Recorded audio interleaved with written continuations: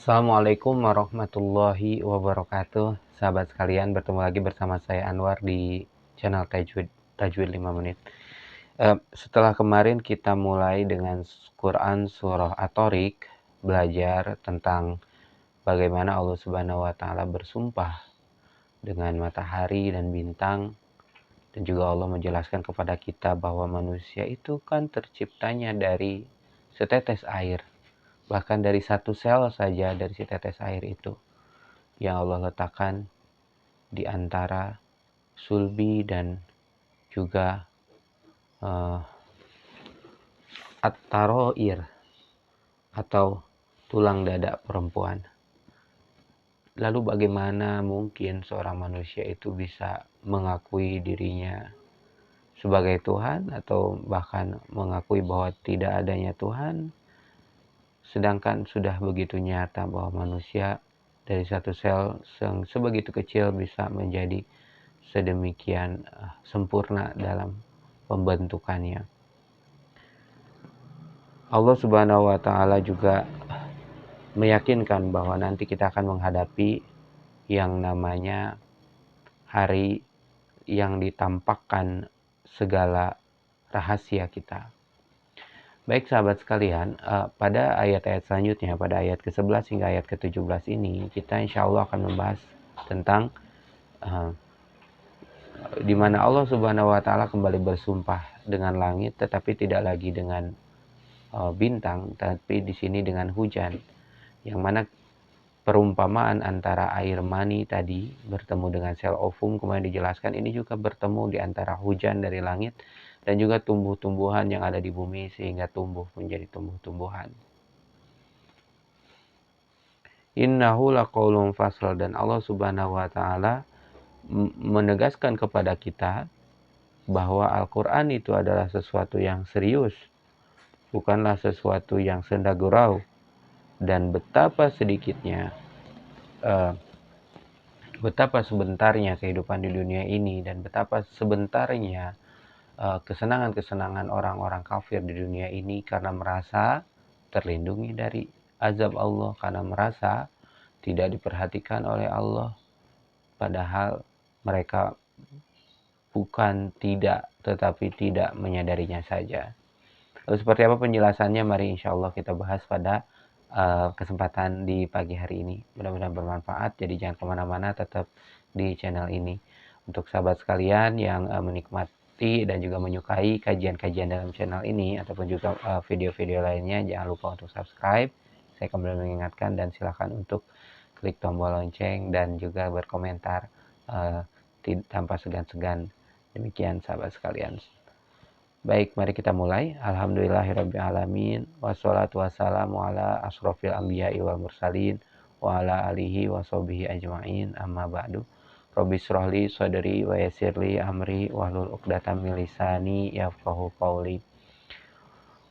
A'udzu billahi minasyaitonir rajim.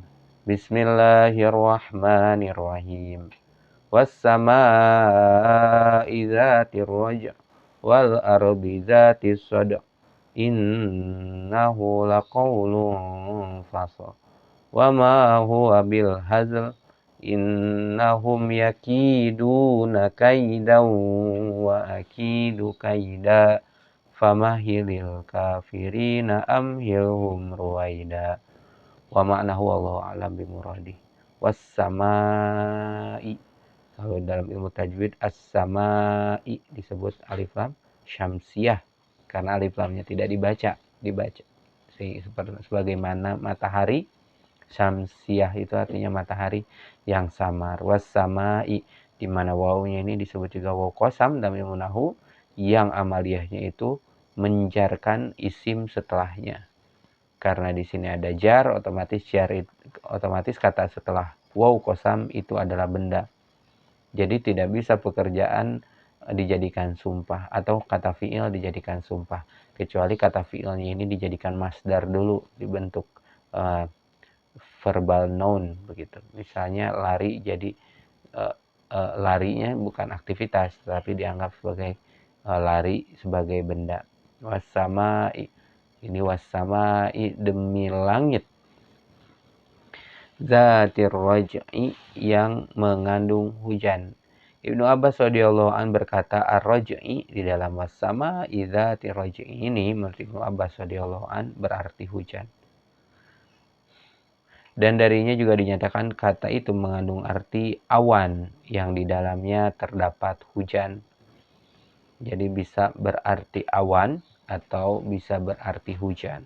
Jadi itu hujan dan awan merupakan sesuatu yang sangat istimewa, di mana di dalamnya kita bisa manusia bahkan tidak bisa menciptakan sesuatu yang seperti awan, yang seperti hujan, menciptakan langit dan bumi.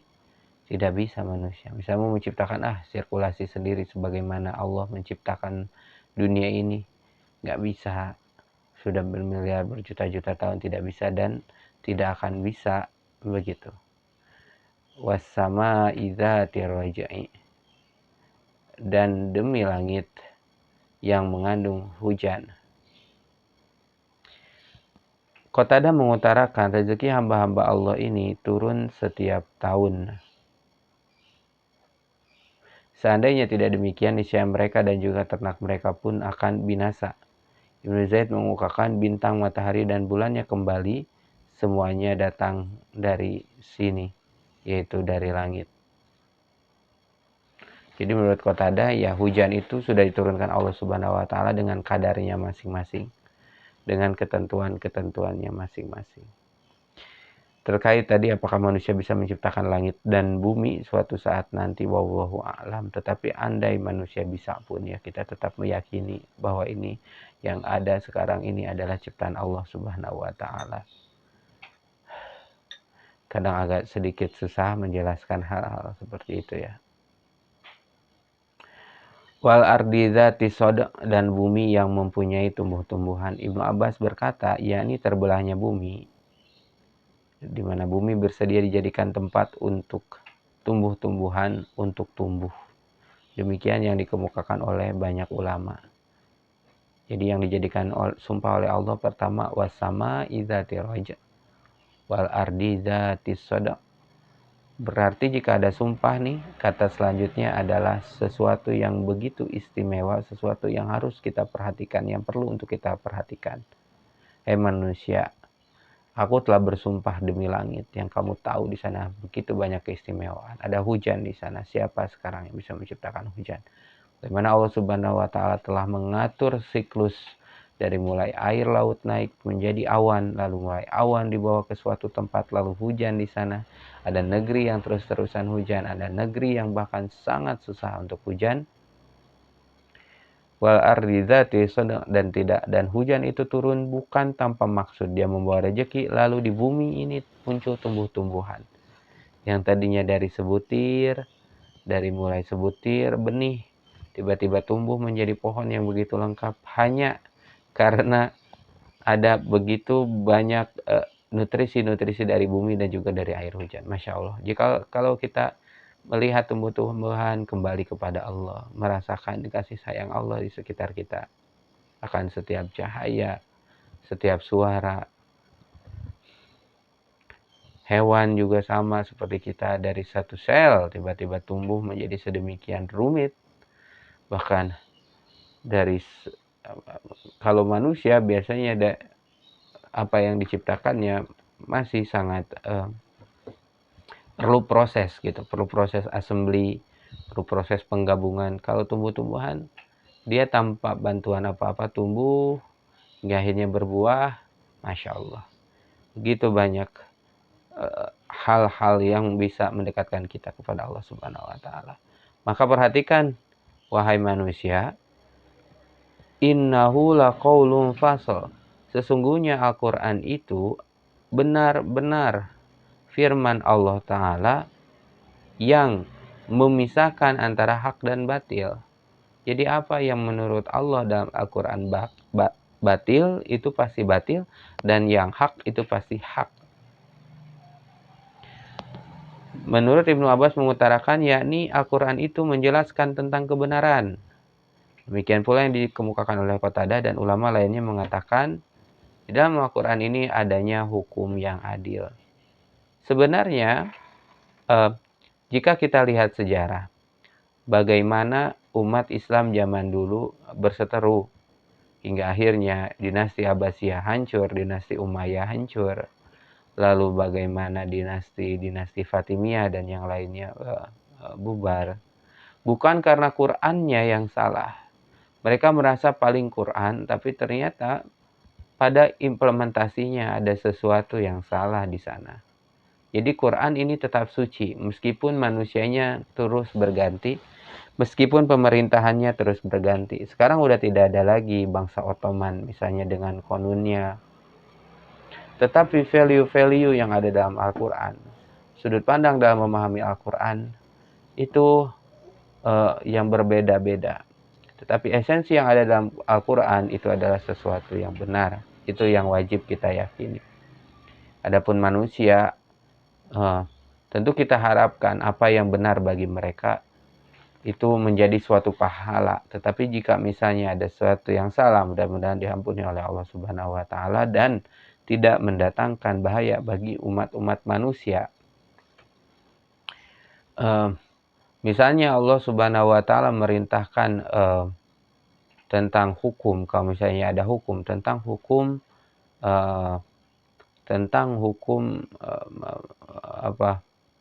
yang dibunuh, yang membunuh wajib dibunuh, gitu ya. Yang membunuh kisos. Ada banyak yang penentang. Berarti ini nggak ada hak asasi manusianya. Pada ada opsinya misalnya seperti itu.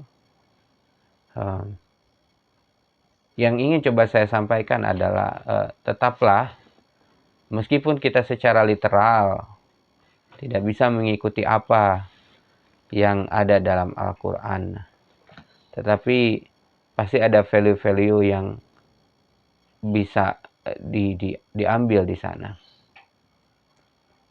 Yang para ulama pastinya lebih tahu tentang cara memahaminya. Tetapi kita mesti yakin secara ketauhidan bahwa di dalam Al-Quran itu tidak ada yang obsolete. Kalau dalam produk begitu, tidak ada yang sudah tidak berlaku, tidak ada yang kadaluarsa. Semuanya itu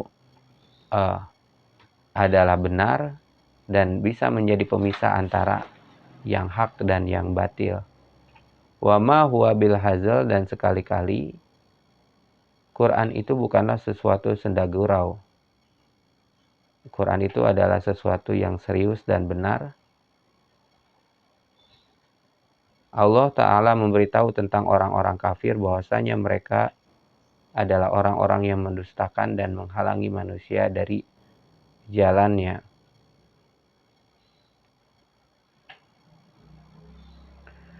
Allah berfirman, innahum yakiduna kaida, sesungguhnya orang-orang kafir itu merencanakan tipu daya yang jahat dan dengan sebenar-benarnya.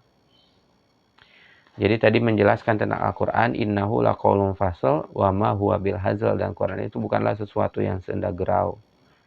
Al-Quran itu tidak ada senda gurau di dalamnya. Quran itu sifatnya serius dan benar.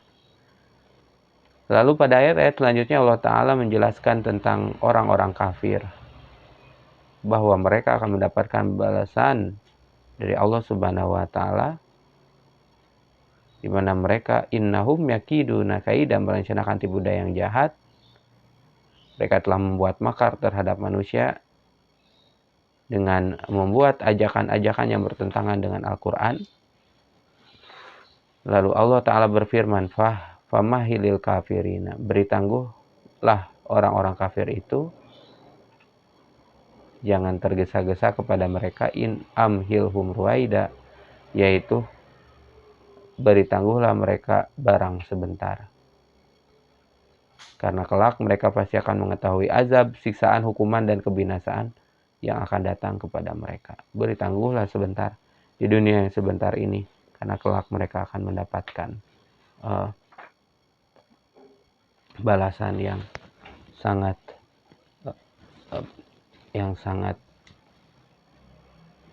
gimana kata-kata yang tepatnya, sangat besar begitu bagi mereka.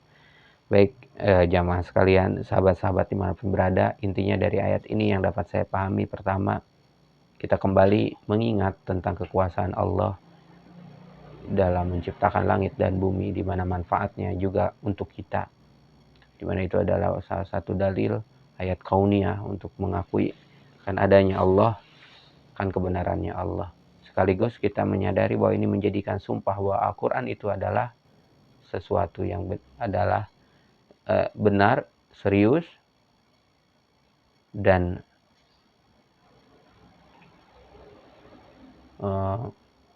Al-Quran ini benar di dalam hukum-hukumnya, benar juga di dalam panduannya yang menjadi pemisah antara yang batil dan yang hak. Dan janganlah kita menjadi orang-orang kafir.